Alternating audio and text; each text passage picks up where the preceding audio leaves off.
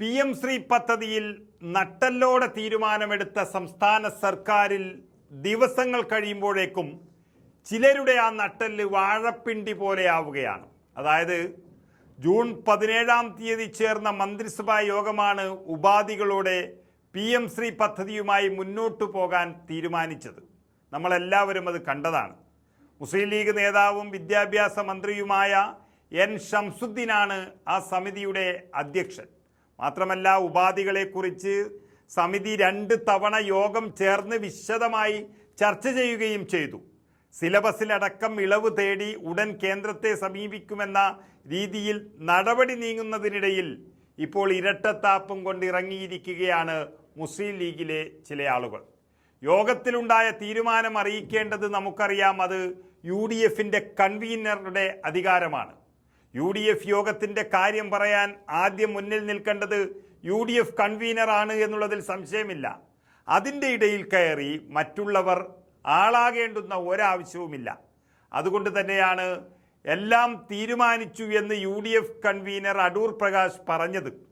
ശക്തമായി മുന്നോട്ടു പോകുന്നു എന്ന UDF തീരുമാനത്തെ കൺവീനർ പത്രസമ്മേളനത്തിൽ കേരളത്തെ അറിയിച്ചപ്പോൾ അങ്ങനെയല്ല, അത് തങ്ങൾ പിന്നോട്ടു പോകുന്നതടക്കം ചർച്ച ചെയ്യുന്നുവെന്ന PK കുഞ്ഞാലിക്കുട്ടിയുടെ പ്രസ്താവന അത് നിലപാടല്ല, അത് മുന്നണി മര്യാദയുടെ ലംഘനമാണ്.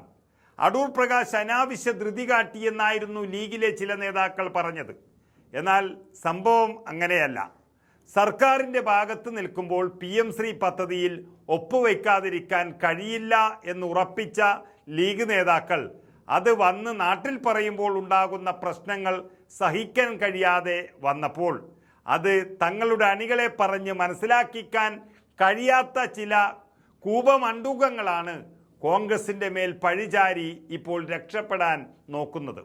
അതുകൊണ്ട് തന്നെ കോൺഗ്രസ് വളരെ വ്യക്തമായി പറഞ്ഞിരിക്കുന്നു, വളരെ മര്യാദയ്ക്ക് സംസാരിച്ച് തീരുമാനമെടുത്തതാണ് UDFിൻ്റെ യോഗത്തിൽ PM ശ്രീയെ പറ്റിയുള്ള തീരുമാനം. പിണറായി വിജയൻ ചെയ്തതുപോലെയല്ല, ഘടകകക്ഷികളെ പോലും അറിയിക്കാതെ, മന്ത്രിമാർ പോലും അറിയാതെ തീരുമാനിച്ചതല്ല ഈ പരിപാടി. ആ തീരുമാനം പറയേണ്ടുന്ന ഉത്തരവാദിത്തം UDF കൺവീനർക്കാണ്. അത് പറഞ്ഞപ്പോൾ നട്ടല്ലില്ലാത്ത ചില മുസ്ലിം ലീഗ് നേതാക്കൾ എടുത്ത നിലപാടുകളാണ് പ്രശ്നമെന്ന് ആണ് ഇപ്പോൾ കോൺഗ്രസിൻ്റെ അഭിപ്രായം അറിയിച്ചിരിക്കുന്നത്.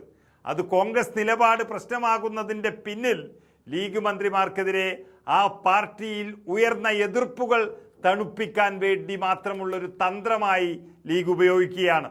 എന്നാൽ അതിനെ കോൺഗ്രസിൻ്റെ തലയിലേക്കിട്ട് രക്ഷപ്പെടാൻ നോക്കിയതോടെ കോൺഗ്രസിന് മുഖം കറുപ്പിക്കേണ്ടി വന്നിരിക്കുന്നു. പദ്ധതിയുമായി മുന്നോട്ട് പോകേണ്ടി വരുമെന്ന് വിദ്യാഭ്യാസ മന്ത്രി പലവട്ടം പരസ്യമായി പറഞ്ഞിട്ടും മുസ്ലിം ലീഗ് ഇപ്പോൾ കാലുമാറി എന്നാണ് കോൺഗ്രസ് തുറന്നടിച്ചിരിക്കുന്നത്. അതായത് യോഗങ്ങളിൽ ഒരു നിലപാടും പുറത്തു വന്നപ്പോൾ പ്രവർത്തകർ കണ്ണുരട്ടുമ്പോൾ ലീഗ് നേതാക്കൾ മറ്റൊരു നിലപാടും പറയുന്നുവെന്ന് ഇപ്പോൾ എല്ലാവർക്കും മനസ്സിലായിരിക്കുന്നു. ഇനി ചേരാനിരിക്കുന്ന ഉപസമിതിയുടെ അന്തിമ യോഗവും ഒരു തീരുമാനമെടുക്കാനിടയില്ല. എതിർപ്പുകൾ തണുത്ത ശേഷം റിപ്പോർട്ട് നൽകാനാണ് ആലോചിക്കുന്നത്.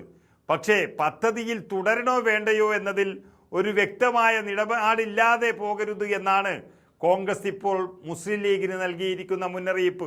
ഏതായാലും CPI പറഞ്ഞതുപോലെയെങ്കിലും പറയാമായിരുന്നു. PM ശ്രീ പദ്ധതി എന്ന് ഒരിക്കൽ കൂടി പുനഃപരിശോധിക്കണമെന്നും അത് വേണ്ട എന്നുള്ളതൊന്നും പുറത്തു പറയാതെ മുന്നോട്ടു പോകാമെന്ന് തീരുമാനിച്ചുറപ്പിച്ചതാണ്. എന്നാൽ ഇപ്പോൾ നാട്ടിൽ നിന്നും പല എതിർപ്പുകൾ വരുമ്പോൾ പണി കിട്ടുമെന്ന് ഉറപ്പായപ്പോൾ അത് വേണ്ട എന്ന് പറയുന്ന ലീഗുകാർക്ക് പെട്ടെന്നുണ്ടായ ഈ മാറ്റം അത് അടികിട്ടുമെന്ന് ഉറപ്പായത് കൊണ്ട് മാത്രമാണ്. പക്ഷെ ഒരിക്കൽ തീരുമാനിച്ച കാര്യം UDFിൽ നടന്ന ചർച്ച വിവരിക്കേണ്ടത് കൺവീനർ തന്നെയാണ് എന്നുള്ളതിൽ സംശയമില്ല. ഇനി കൺവീനറുടെ വാക്കുകളിൽ തൂങ്ങി പിടിച്ച് PM ശ്രീയിൽ ഇരട്ടത്താപ്പ് കളിക്കാമെന്ന് ആരും വിചാരിക്കേണ്ട. കാരണം മുഖ്യമന്ത്രി VD സതീശനാണ്.